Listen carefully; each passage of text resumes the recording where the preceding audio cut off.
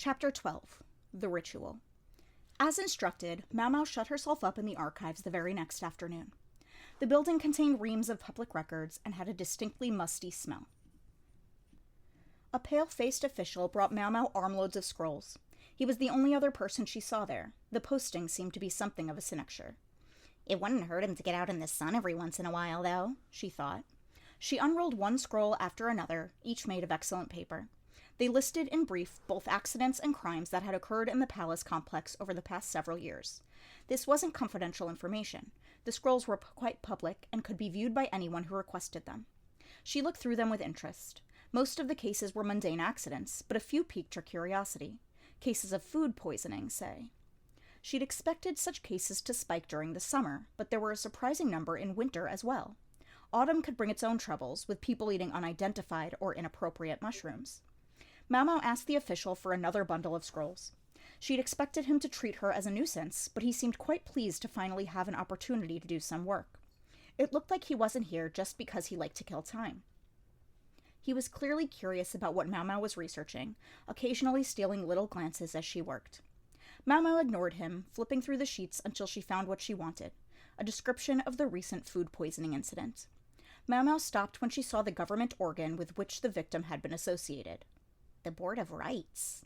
That, at least, was what his official title suggested to her. Mau Mau's recollection, such as it was that the Board of Rights was responsible for education and diplomacy. Maybe, she thought, she would be more sure if she had studied harder for the court ladies' exam. Having trouble with anything? The pallid officer asked her. Anything to pass the time, perhaps. Mau Mau decided that now was not the time to be embarrassed by her ignorance. Yes, she said. I'm not quite sure what this title signifies. She suspected the admission made her sound absolutely brainless. Ah, this person oversees the observance of ritual, the man said, sounding rather pleased to be providing this knowledge. Did you say ritual? Right. The food poisoning victim had been in charge of ritual implements, hadn't he? Indeed. I'd be happy to fetch a more detailed book on the subject for you, if you'd like, the official said, not unkindly. Mau Mau, though, hardly heard him. The gears were spinning in her brain. Suddenly, she smacked the long table in front of her. The man just about jumped out of his skin. Do you have anything to write on? Mau Mau demanded. Yes. Mau Mau went rapidly through the register of incidents she'd been examining. She took down exact positions and terms of office. When coincidence piled upon coincidence, it suggested something deliberate. And if she laid out all these seeming coincidences, the place where they overlapped would tell her where to look. Observance of ritual, ritual implements. Rituals as such weren't uncommon. All manner of rites were observed throughout the year. The keeping of minor observances were done by a village chief, but the most important ceremonies were performed by the imperial family. The implements that had been stolen would have been for at least a mid-level ceremony, if not something even more important. A mid-level ceremony, Mau Mau thought to herself. She remembered Jinshi performing a purification rite. If she had a question about something related to rituals, it might be quickest to ask the eunuch. Are you interested in ritual matters? The official, who was turning out to be not only bored, but in fact quite friendly, came over with some kind of large drawing. Huh, Mau Mau said. It was a fairly detailed illustration of the ritual grounds.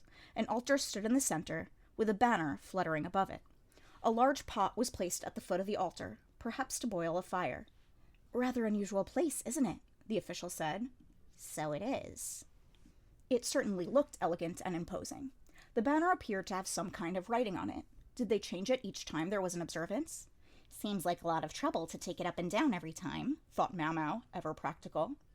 The banner was up high enough that even getting a ladder up to it would be a headache. They've got a special contraption there, the official said.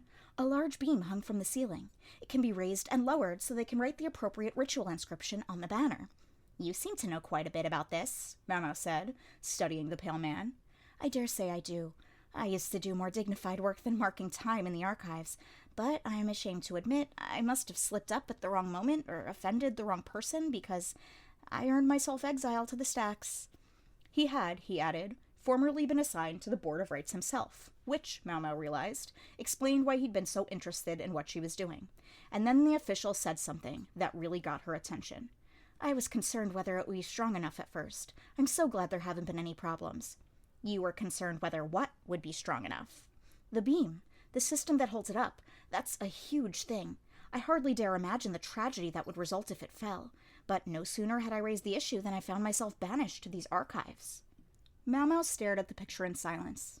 If the beam did come loose from the ceiling, the one in greatest danger would be the person directly below it, the officiant of the ceremony.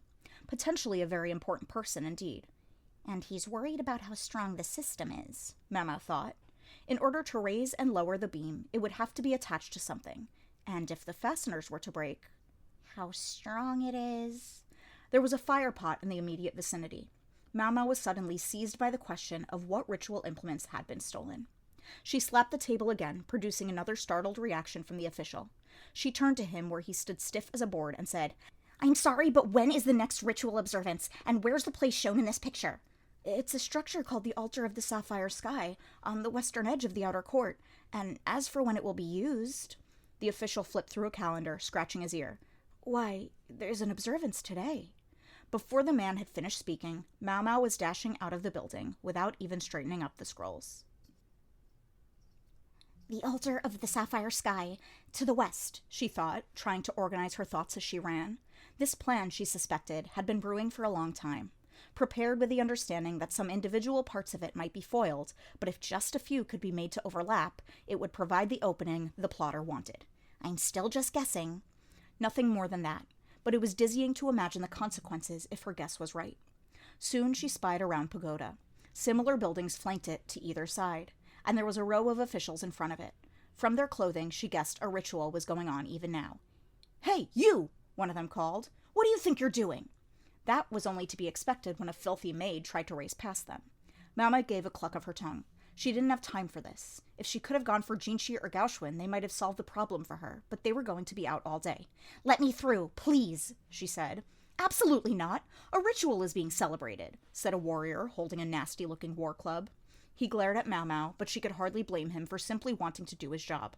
Instead, she cursed herself for not being a smooth talker. "It's an emergency. You have to let me inside." "A maid like you would dare impose herself on the holy rites?" He had her there. Mau Mau was nothing but a maid. She had no authority. If this man let a girl like her into the ceremonial venue just because she asked him to, he might as well kiss his head goodbye. Unfortunately, Mau Mau couldn't back down either.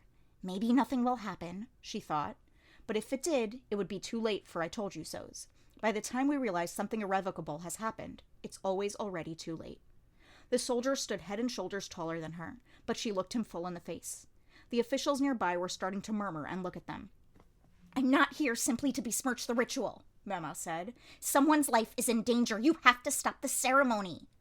One of the nearby officials spoke up. "That's not for you to decide. If you have an opinion you'd like to share, we have a suggestion box." He was openly mocking Mau Mau, lowly servant that she was. "You would never see it in time. Let me through." "No!"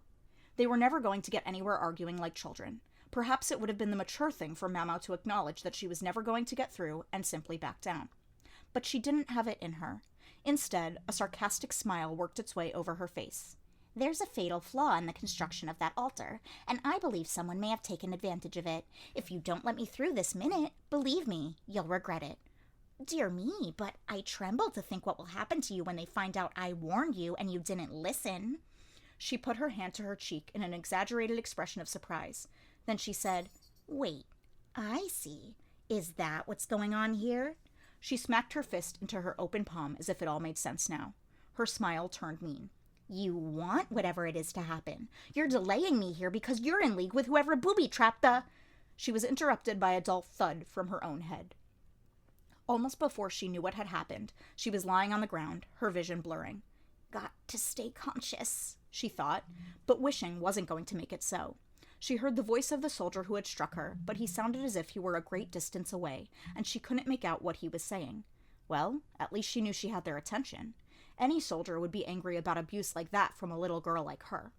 Angry enough to raise a hand without thinking, perhaps. She couldn't complain. She'd brought it on herself. But if she passed out now, it would all be over. Slowly, Mau Mau pulled herself to a sitting position. Her ear burned, and her vision was still blurry.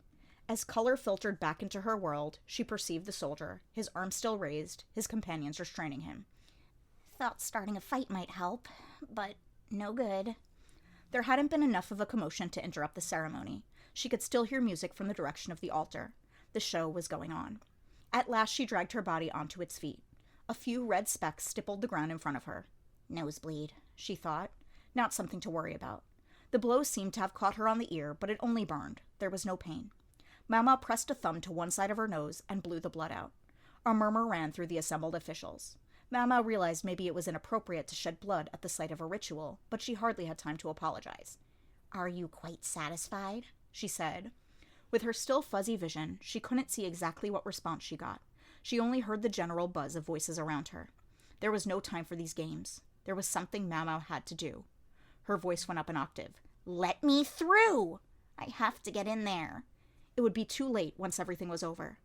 Too late. If she didn't get in there right now, "I'll never get my oxbezoar!" Her head was spinning and her vision was still hazy, but that thought gave her the motivation to stay standing. Mau looked hard at those around her. "I'm not asking you to stop the ceremony, only to let me by. Say a rat snuck in when you weren't looking." The current emperor was a compassionate man. She didn't think anyone's head would roll for this, except possibly hers. She could only beg Jinchi to intercede on her behalf, or, at the very least, to let her die by poison. "What will you do if something does happen and you detained me here? I know that has to be someone important inside celebrating the ritual. Then you will pay with your lives." She didn't know who was officiating, only that everything about the situation implied it was someone highly ranked indeed. A few of the guards looked at each other as if shaken by her words, but it was clear they weren't all about to step aside. "Why should we listen to a nobody little girl like you?" the soldier asked. That was the real question, wasn't it? Mau had no answer, but only stood staring daggers at the man. It was then that they heard a swift click-clack of shoes. "Perhaps you would listen to me, then?" someone said, almost jokingly. Mau could practically hear the smile in the voice, and she knew who it belonged to. The soldier blocking Mau's way took a half step back. The assembled officials had gone pale, as if confronted with something they'd hoped never to see. Mau didn't look behind her. It was all she could do to keep her scowl from getting any deeper. Her temples were already starting to twitch. "Anyhow, nobody, little girl or no, I'm not sure I can condone hitting a young woman. Look, she's injured." "Who did it?" "Fess up." A cold edge entered the voice. Everyone looked unconsciously at the man with a war club. His face had gone tight. "For a start," the voice resumed, "why don't you do as the girl says? I'll take full responsibility for whatever happens." Whoever was behind her, he couldn't have had better timing if he'd tried. Mau gritted her teeth. "Can't think about that now," she thought. She still didn't look back. Instead, she cast one final glance at the people around her, and then she ran for the altar. She decided she didn't care who the voice belonged to. The aromas of smoke and incense drifted through the arena. The plinking of musical instruments was accompanied by the flapping of the banner that hung from the beam on the ceiling. The prayer of the celebrants was written on it in flowing, beautiful letters, displayed aloft in the hopes that it might reach heaven. The appearance of a grimy young girl in this sacred space set the crowd mumbling. "I must look awful," Mau thought. She dirtied her uniform running, and now her face was streaked with dried blood from her nose. She was determined to have a nice, long bath when this was all over. She wouldn't be caught dead using the bath in Jinchi's residence, though. Maybe she could wheedle Gaoxuan into letting her use his. That was, of course, provided her head was still attached to her body by the time she got to that point. At the far end of a scarlet carpet stood a man in black.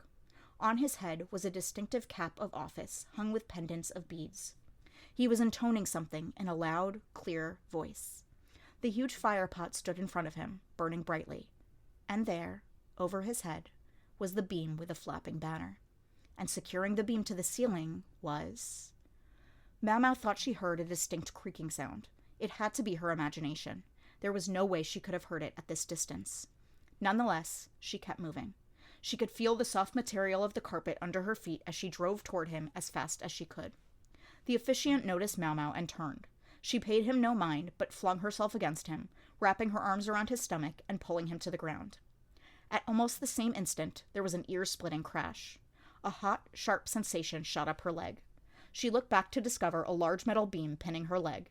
It had managed to cut the skin. "That'll need stitches," she thought.